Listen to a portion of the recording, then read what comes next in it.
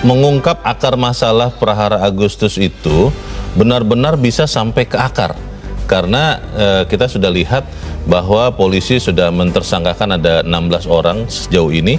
Tapi kan yang kita ingin tahu apakah memang mereka bergerak atau pelaku utamanya atau siapa orang-orang di belakangnya. Karena beberapa orang mengatakan ini kelihatannya akan lewat begitu saja karena kita tidak pernah tahu juga kejadian-kejadian seperti ini sebelumnya itu benar-benar terbuka jelas siapa dalangnya, siapa aktor intelektualnya. Bagaimana, Pak? Memang kalau berdasarkan pengalaman 98 lah misalnya kan, memang kan masyarakat kan tidak tahu persis secara tuntas apa yang terjadi sesungguhnya kan gitu kan. Pada saat itu ya? Pada saat itu. Dan itu juga yang membayangi sekarang ini. Kan sekarang kan tentunya masyarakat kan bertanya, apa yang sebenarnya terjadi di balik daripada kerusuhan Prahara Agustus ini. Mulai tanggal 25 Agustus sampai 31 Agustus. Apa yang terjadi kan gitu kan. Nah, kan kerusuhan itu kan udah pasti membahayakan kan. Nah, lalu kalau ada kerusuhan pasti ada penggeraknya. Dan siapa penggeraknya ini? Siapa aktor intelektual penggerak ini? Siapa pelaksananya kan gitu kan. Nah, itulah sebetulnya pertanyaan-pertanyaan itu yang melatar belakangi mengapa diperlukan tim independen pencari fakta. Bisa saja sebenarnya Presiden menyerahkan kepada aparat negara, Polri, ya pokoknya aparat penegak hukum lah, siapapun namanya kan. Tetapi kan masyarakat kan pasti ingin lebih, karena masyarakat kalau yang menyelidiki ini hanya diserahkan kepada aparat negara, masyarakat sepertinya sudah menyimpulkan, nah ini mau menutupi kan. Nah, oleh karena ini, karena terjadi penggerusan kepercayaan, maka diperlukan tim independen pencari fakta yang melibatkan masyarakat, dan tidak berafiliasi kepada penguasa kan gitu kan. Tapi dia mumpuni orang yang memang punya kemampuan lebih lah, dan punya integritas untuk investigasi dan punya nyali, kan gitu kan, punya wawasan yang betul-betul komplit untuk hal-hal seperti ini. Nah, kepada mereka ini yang harus diberikan kepercayaan. Tentu saja tim ini memang harus diberi mandat.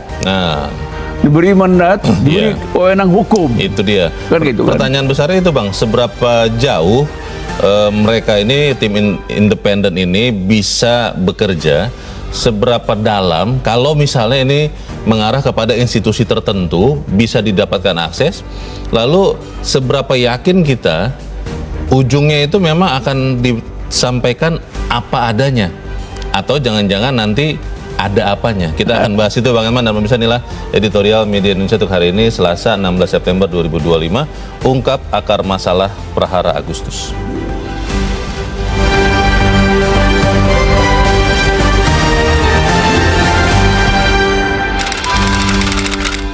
Ungkap akar masalah Prahara Agustus.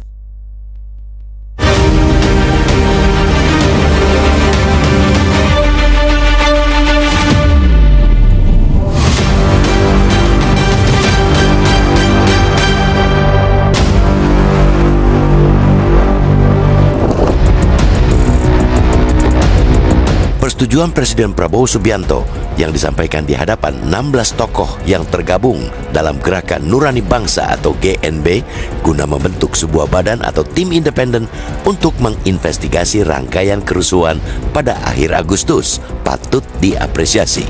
Apa yang dijanjikan kepala negara itu tidak bisa dianggap sebagai angin lalu yang terlupakan seiring waktu berlalu. Perkataan Presiden harus termanifestasikan, bukan sekadar menjadi konsep belaka. Komitmen itu menjadi bukti bahwa Presiden mendengarkan suara masyarakat, sekaligus komitmen pada transparansi. Sebab kepala negara bisa saja menyerahkan penanganan kerusuhan itu kepada aparat hukum di bawahnya.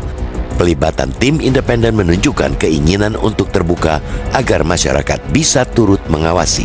Pemberian ruang pada pengawasan oleh publik tentu memperkuat kepercayaan terhadap institusi negara.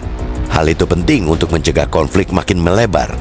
Bagi publik, kehadiran tim independen dapat memberikan hasil investigasi yang objektif terhadap kerusuhan yang menewaskan setidaknya 10 anak bangsa di samping korban luka, warga ditahan, kerusakan fasilitas umum, kerugian harta benda, hingga trauma sosial yang mendalam itu. Kepercayaan masyarakat tentu akan lebih kuat kepada tim independen ketimbang bila ditangani oleh aparat negara yang justru masuk dalam pusaran peristiwa kerusuhan. Tim independen juga diharapkan mampu mengurai akar dari sengkarut peristiwa prahara di akhir Agustus itu. Tragedi itu tentu terjadi karena banyak sebab dan aktor. Investigasi tim independen juga mesti bisa memilah mana aktor intelektual dan mana yang sebenarnya hanya berperan sebagai pelaksana. Apalagi dari kisah penyelidikan sejauh ini, tidak sedikit perusuh yang merusak dan menjarah di sejumlah tempat, termasuk Jakarta, justru digerakkan dari luar daerah itu. Siapa penggerak utamanya? Itulah yang menjadi pertanyaan publik yang mesti mendapatkan jawabannya. Sepanjang akar masalah tidak terungkap, kerusuhan serupa bisa terulang kembali sewaktu-waktu. Tim investigasi bukan hanya bekerja untuk masa lalu, melainkan juga untuk masa depan. Tim independen diperlukan untuk mengidentifikasi pihak utama yang berkonflik, sehingga solusi yang dihasilkan tidak sekadar represif, seperti pemidanaan atas mereka yang tersirat akibat psikologi kerumunan massa. Dengan begitu, publik dan negara memiliki harapan besar dan tinggi akan kehadiran tim independen tersebut. Transparansi hasil kerja tim independen, jika itu yang dikedepankan, akan memuaskan publik, yang pada gilirannya akan berbuah pada kepercayaan yang tinggi kepada negara.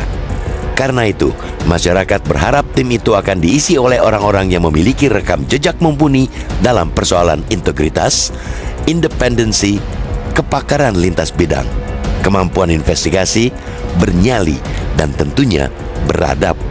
Singkatnya, hanya yang terbaik yang bisa mengisi badan independen.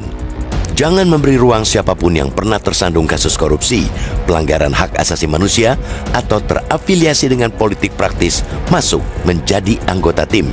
Tutup celah orang-orang yang teridentifikasi misogini, rasis, ataupun tidak berempati terhadap korban memasuki tim tersebut.